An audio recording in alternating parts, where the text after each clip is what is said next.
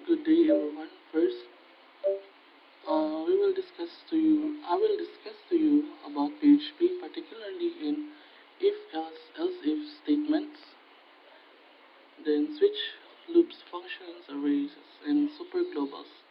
First is the if else and else if statements. So, what what are they? First is the if statement. It executes a block of code if a specified condition is true. So, it is a code na may da siya condition na nakabutang, then i-check sa compiler kung ito na condition is true, then magra-run ang ito na code, otherwise dire.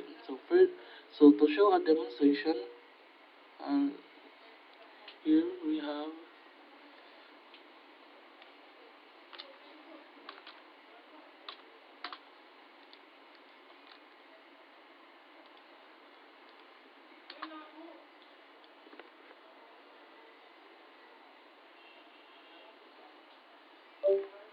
so we will create an if else statement, if else and else if statements. For example, sa grade. So first let's declare a variable named grade, then equal, then ang solution grade, let's put a value like 75. Then we will create conditional statements to try to find the the right one inside the if else statements. First is if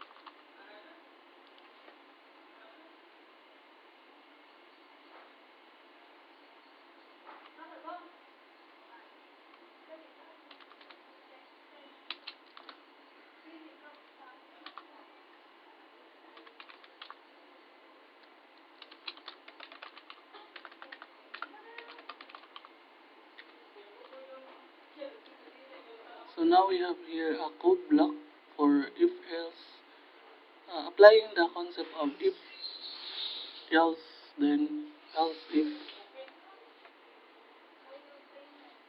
So an if is executes executes a block of code if a specified condition is true. Then there's else if naman executes a block of code if the same condition is false. I mean, I mean, it allows you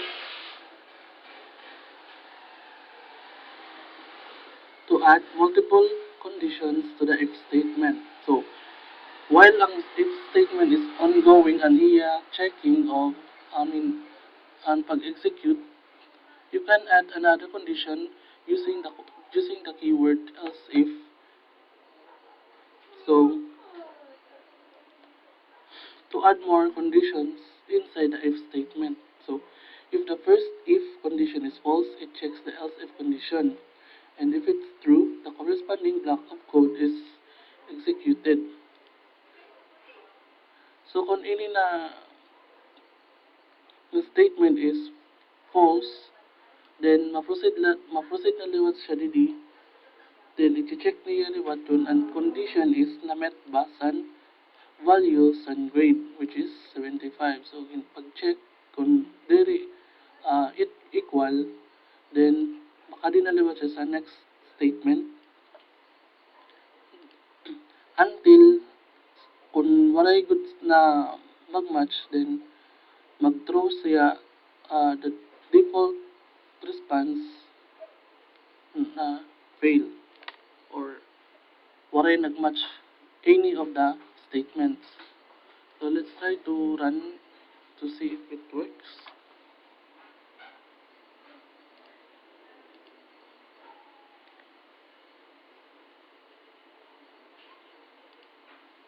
So as you can see, the result here is good because based on our code,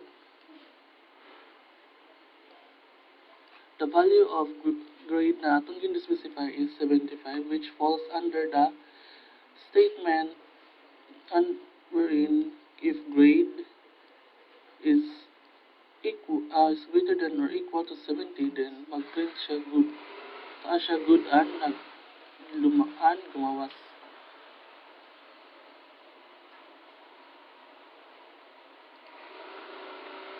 Next is the switch. So what is a switch? A switch is a control structure used to perform different actions based on the value of a variable or expression.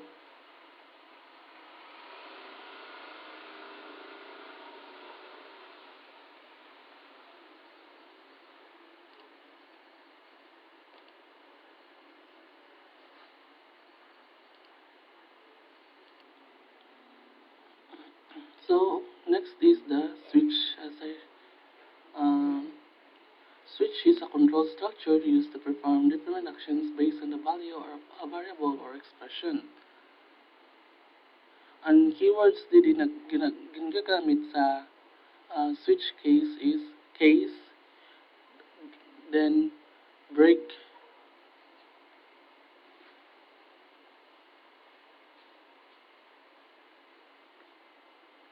then to show you a demonstration,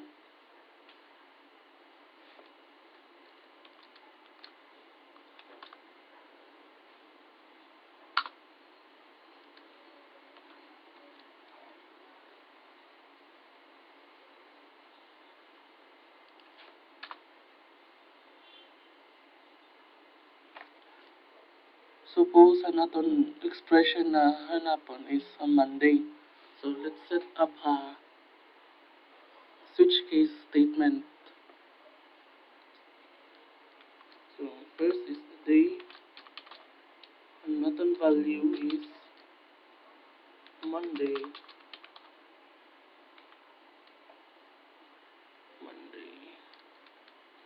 Then use the switch case statement, then bind the variable case, day. First case is Monday.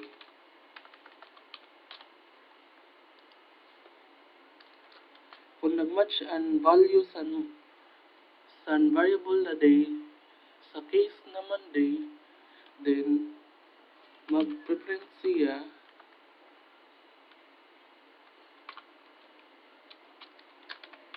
today is Monday.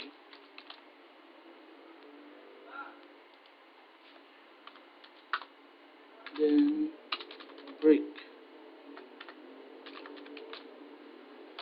para para mag-end an statement or an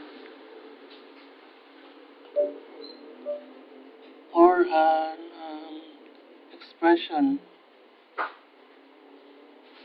of the switch block. Then next is copy para to para simple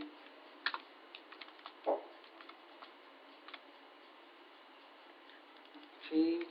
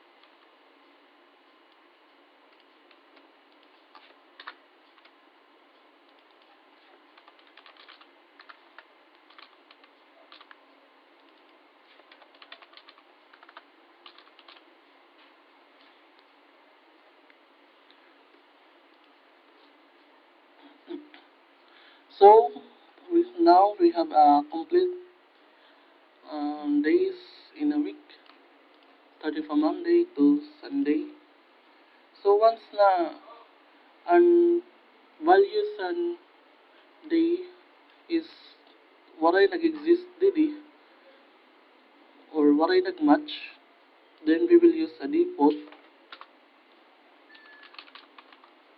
or we will initialize a default para to handle na waray day na nag-match during examination sa switch case statements. So let's try.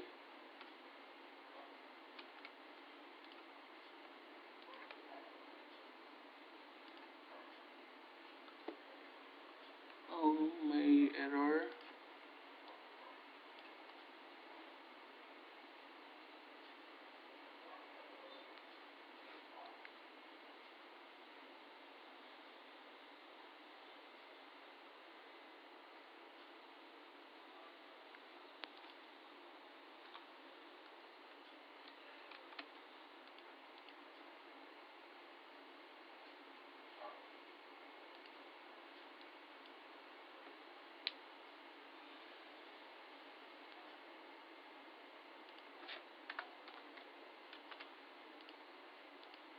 So, and result is today is Monday because ang values and day natin din set up together with the variable together with the value Monday.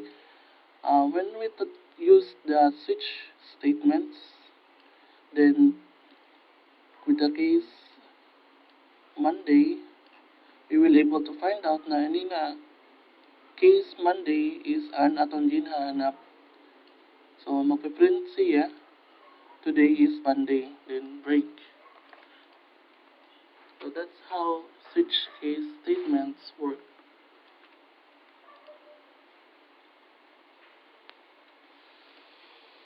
So next is the loops. So in PHP, a loop is a control structure which allows you to execute a block of code repeatedly based on a condition.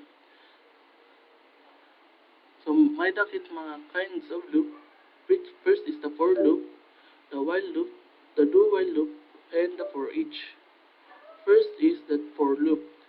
For loop executes a block of code repeatedly until the specified condition is false. On for loop daw is uh,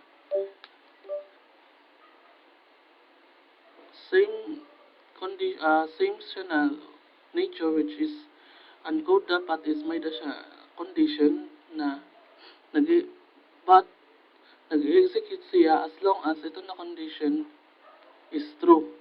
Then ma-stop siya pag-execute once na ang specific condition is magiging false.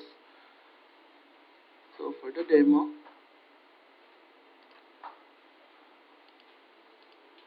for the for loop,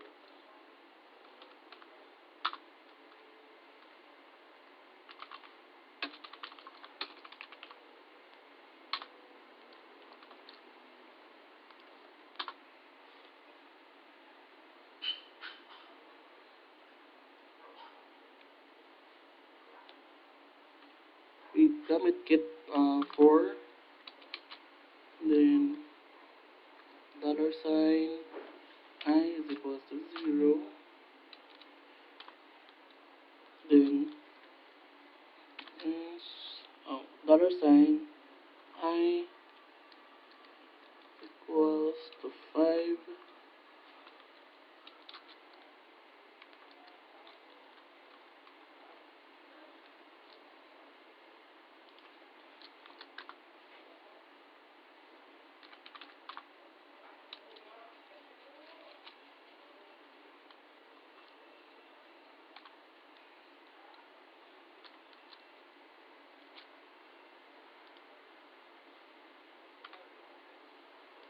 di I mean mali. Okay.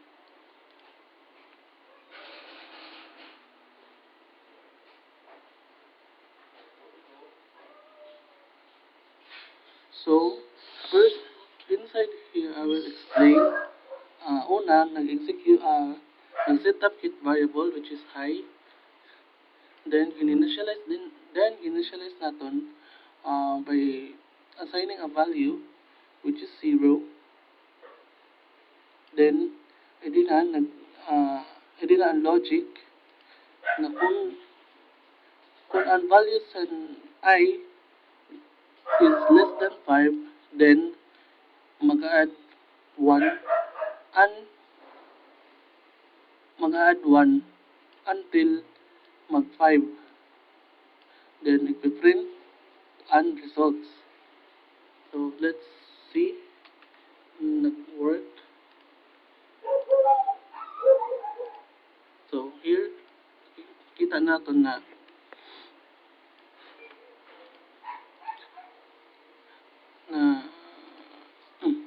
nag-create 5 iterations starting from 0, 1, 2, 3, 4. Asyan for loop. Next is the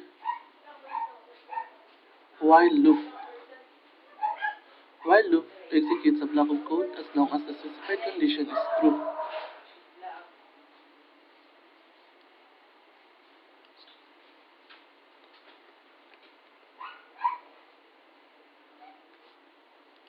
So dili naman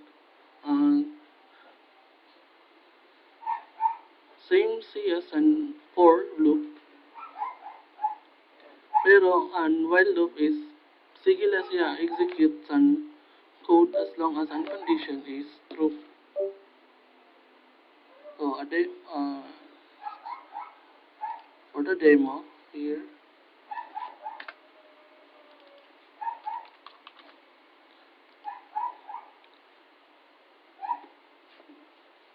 to create a while loop, first mag-initialize it a variable sa luwas.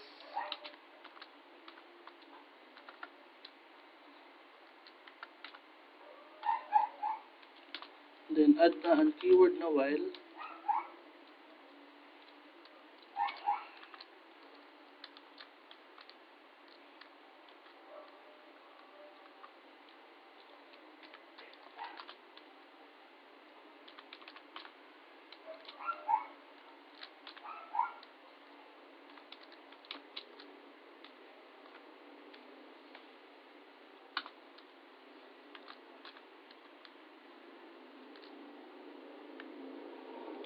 The first is nag-initialize kit by creating a variable, then mag-assign value, which is 0. Then using the word while, keyword, then adin ang logic where na gin-check kung ang values and j is less than 5, na kung ang condition is true, which is true naman na 0 is less than 5, then proceed siya sa pag-add or pag-increment until maabot ang ininan value, or let's value. So let's try to change this to 6. So start to run.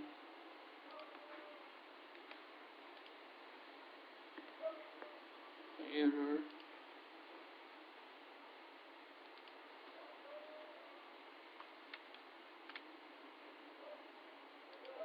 So as you can see,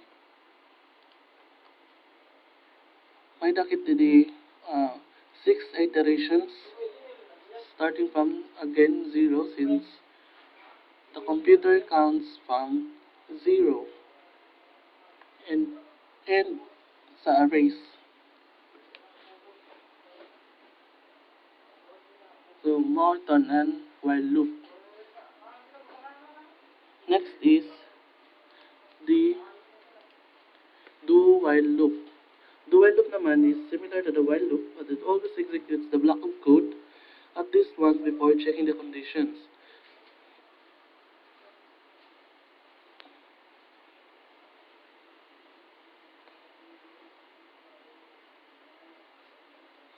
So same siya sa while na nag-execute siya code as long as the condition is true, pero gin-check anay once sa compiler. No, gin-execute anay ang code at least once bago i-check ang condition. So to show you a demonstration,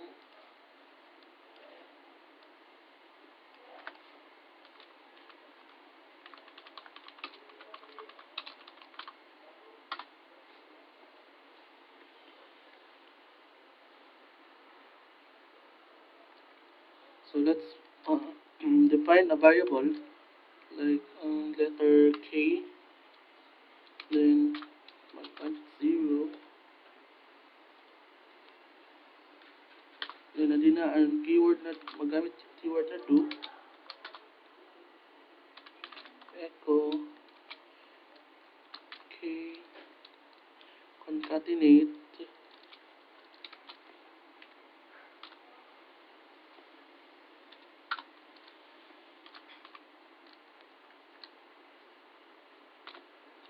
do while K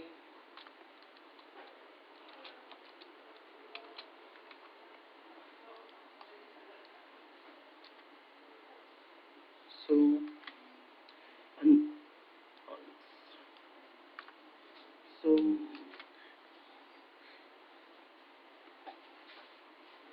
yan na yan natin sample code for the do while loop demo.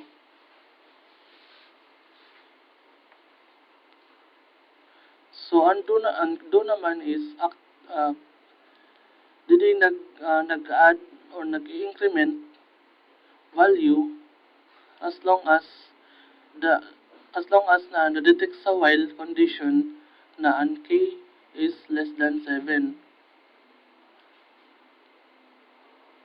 Since ang values ng k is 0, then undo is mag-execute sa iya function, which is to increment the value until ma-reach an threshold or an 7 na value. So let's check.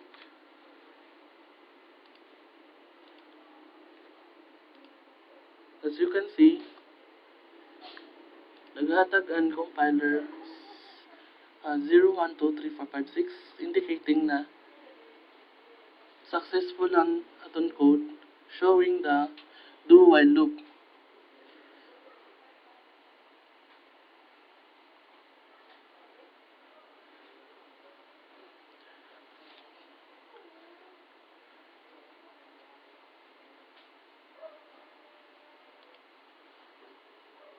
And next is the for each loop.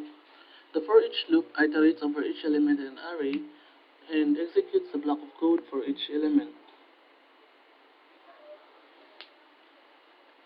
So, ang for each naman, gina-iterate niya ang each element sa sulod sa array, then executes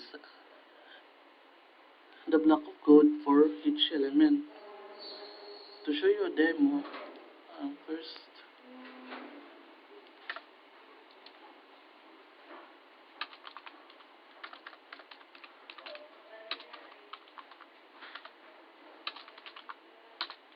each loop demo. Suppose may nakit variable na colors. Then, magamit it array to hold multiple values like red, green, and blue.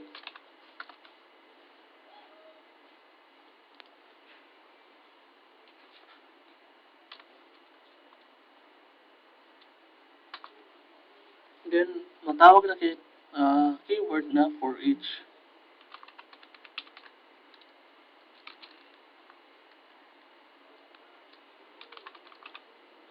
Colors, and combine natin ang variable na colors dd inside sa for each as color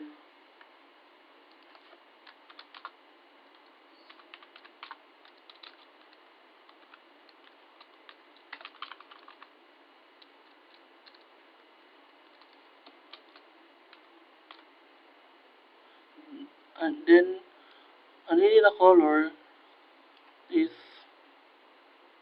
ginbind dd or tikang siya dd para ang values inside sa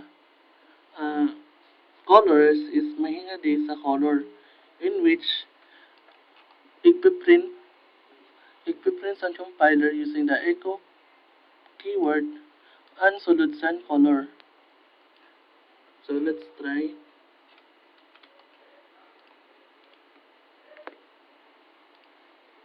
So as you can see,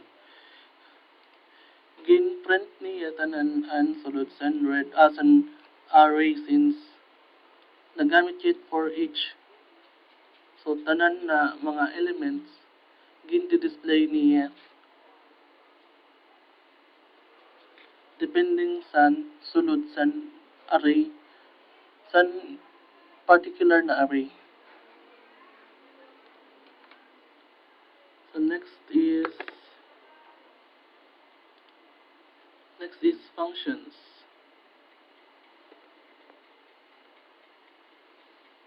Functions are blocks of code that can be defined once and reused multiple times to perform a specific task.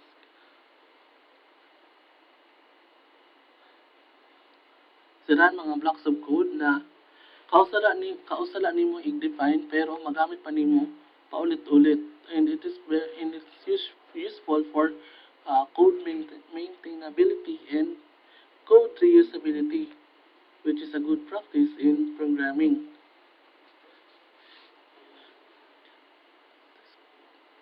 To perform a specific task. So for the demo,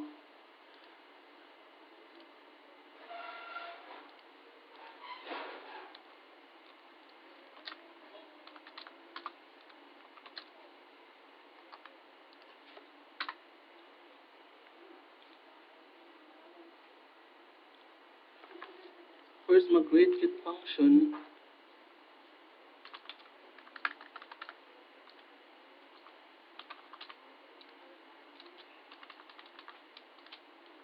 function containing the name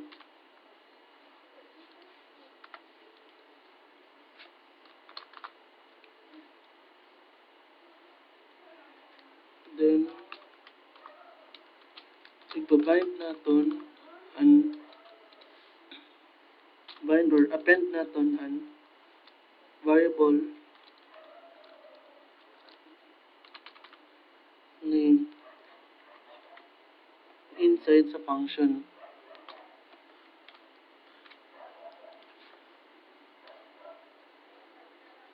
And now, tatawagan ka na ang function. So, let's greet. Magbuta na kit value san greet using this. So, and value is, so for example, is John Doe.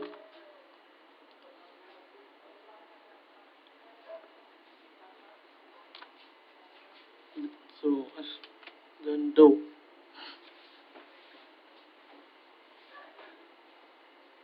So, kung iran natin ini,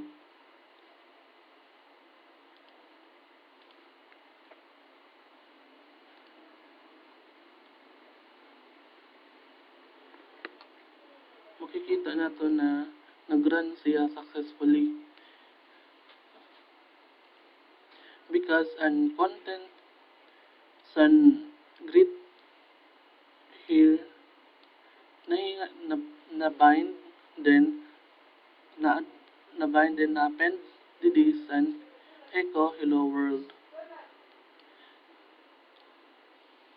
And of course, diri ini na block of code diri na siya magana and kung waray function kung waray nagtawag sa iya to execute, which is the greet then and value.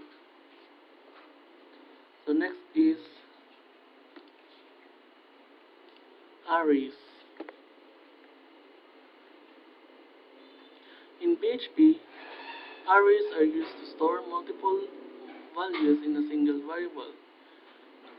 Examples of arrays are numeric and associative array. So an array is ginagamit siya kung karoy mo mag-store multiple values in a single variable.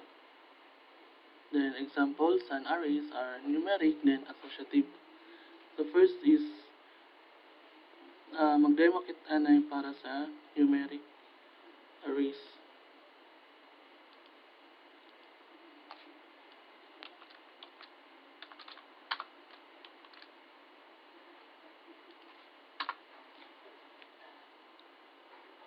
First, mag-declare kit variable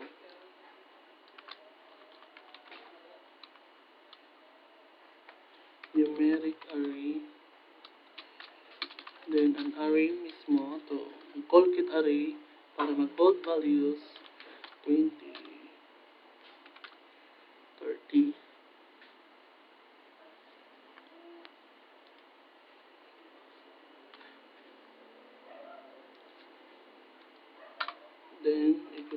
then kuhaan naton or ipiprint naton ini na value here diri sa echo. First is create a text numeric array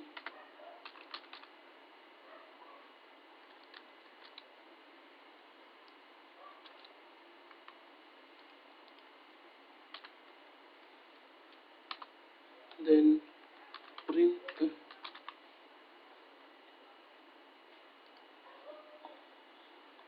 r numeric array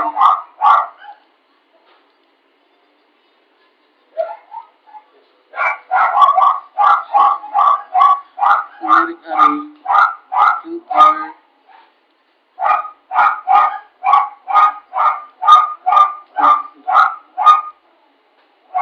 so let's try to run it.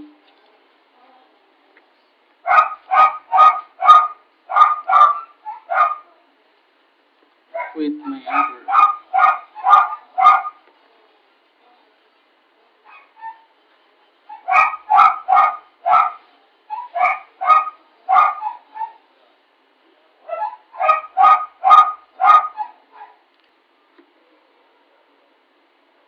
So, as you can see, may na pa siya mga unnecessary mga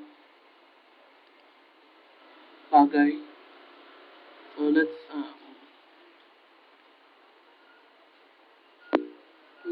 try to access first, let's try to access elements and usa ka numeric array.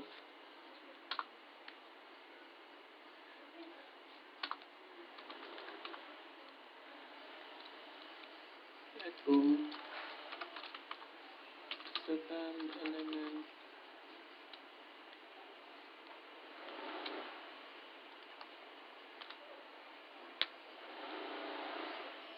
then tatawagan ta ang variable numeric array, then specify and karayag nato na indices. Let's, for example, 1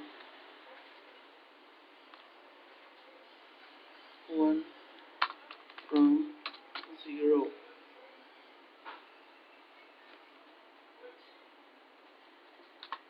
Ito,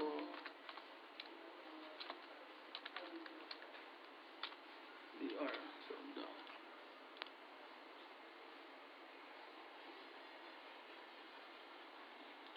Okay, well, typo. And it seems the from 0 is a typo.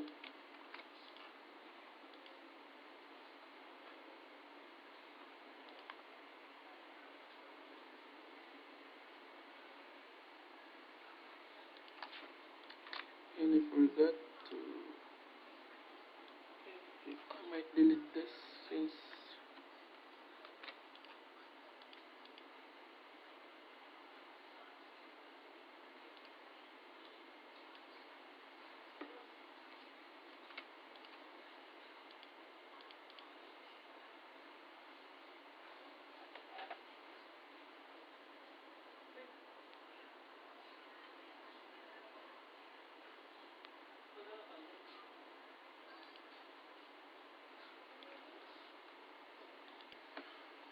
okay, may mali.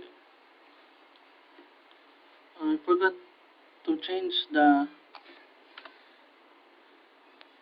semicolon before into this to concatenate this uh, variable to the echo statement. So let's try, suppose we're trying to find the second element in the numeric array variable. So let's, so conigran natin, in second element nagawas is 30. That's because it's the second.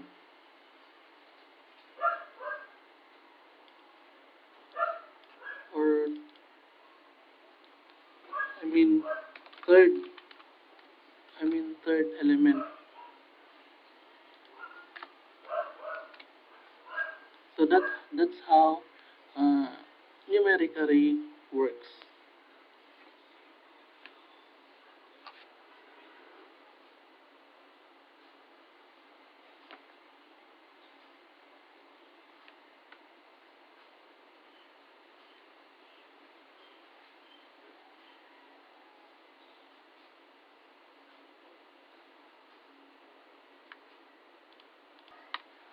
Going back, next is these superglobals. In PHP, superglobals are predefined variables that are always accessible regardless of scope. They hold information such as form data, server and execution environment details, session data, and etc.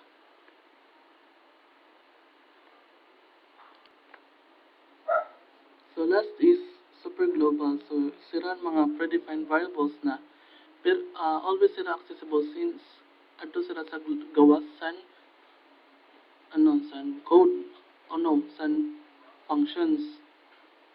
Kaya, dali lang sila accessible regardless ng scope. Then, damo siya mga um, applications, for example, form data, server and execution environment data, session data, and etc. So, for example,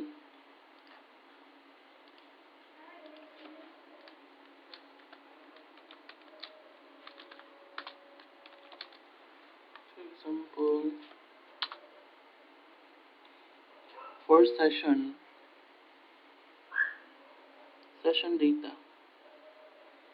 So first, let's clear session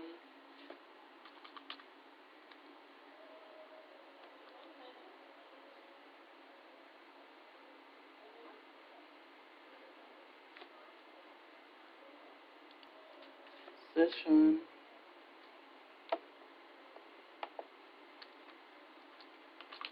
start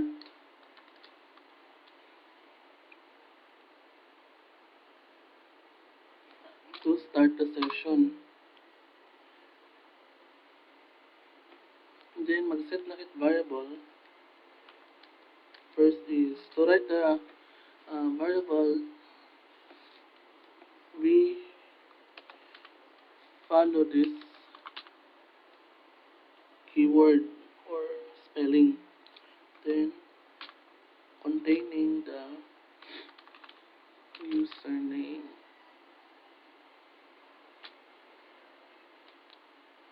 Then and values and username. So, suppose it's si John.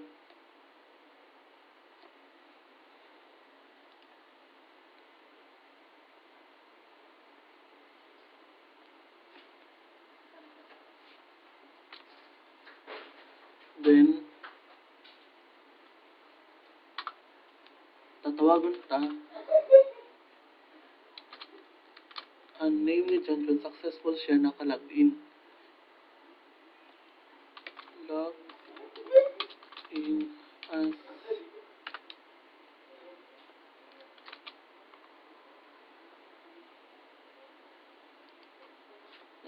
then tatawagan mo ang session username.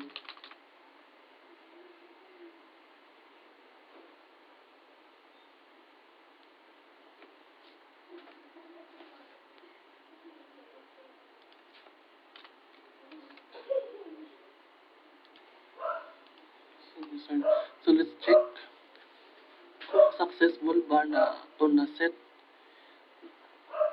ang session, particularly ang username bilang si John. Then tatawagan ta ang value inside sa username through the echo statement. So as you can see, successful na nakalogin si John dito sa session in Super Global.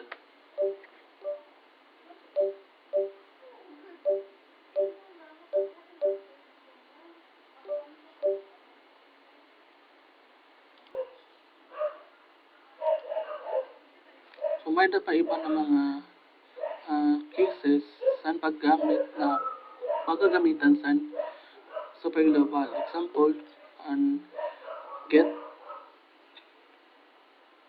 then post, then server, cookie, files, environment variables, then request,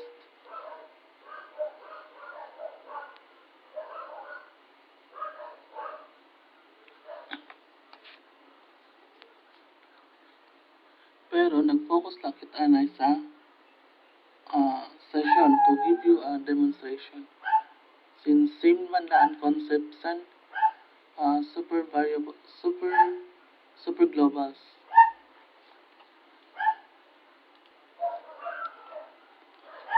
And now I have discussed to you about the basic foundations in if-else and else-if statements, loops, arrays, functions, switches, and superglobals. And that ends my presentation about